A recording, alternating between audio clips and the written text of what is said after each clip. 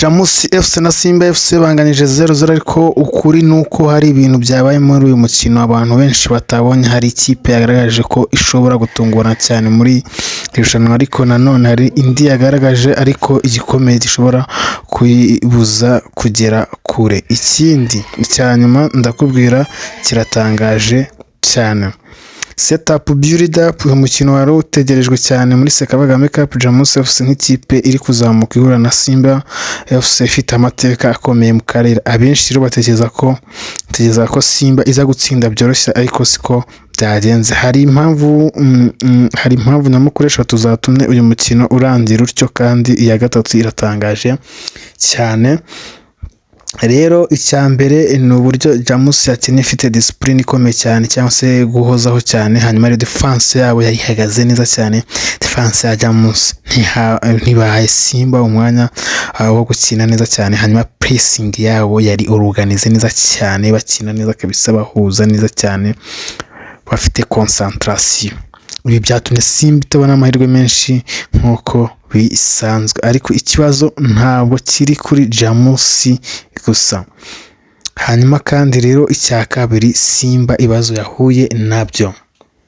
Icya kabiri, Simba yagaragaje ikibazo gikomeye mu gice cy'ubusatirizi kabisa. Attack zayo zose babuze imipira yo gutsinda, babura amashoti agana mu izamu abyara ibitego. Rero chance zabuze. Hanyuma final pass ntabwo yari nziza, kuko ngo imipira bajya bayerekanya wenda pass completed, just pass zagendaga zigera ku bakinnyi byagiye ntabwo Simba yerekana ngo pass igere kuri shaka nimba ivuye kuri 6 utere kuri 7 ishyike, wapi zageraga yari ibice.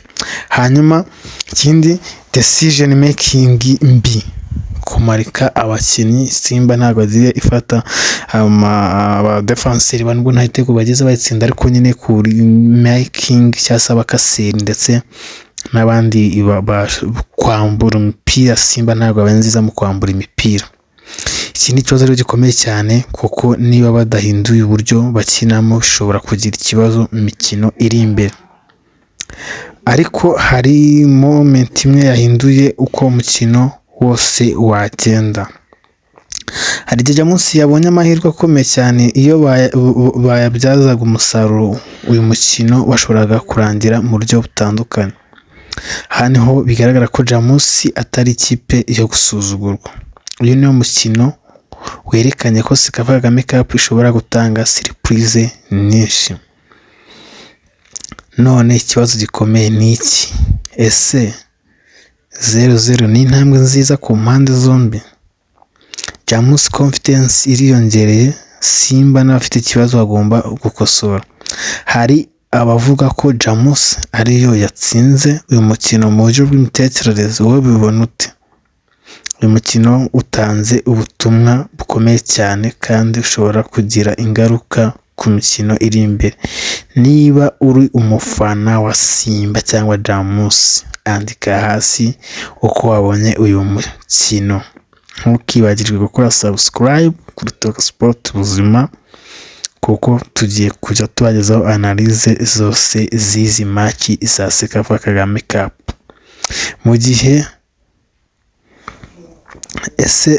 rero uyu mukino rero Jamusi na Simba yo muri Tanzania, mu gihe Jamusi ari yo muri Sudan, nuko nguko rero waje kurangira ku jisho ryanjye nk'umu-analyste. Ikipe ya Simba yaje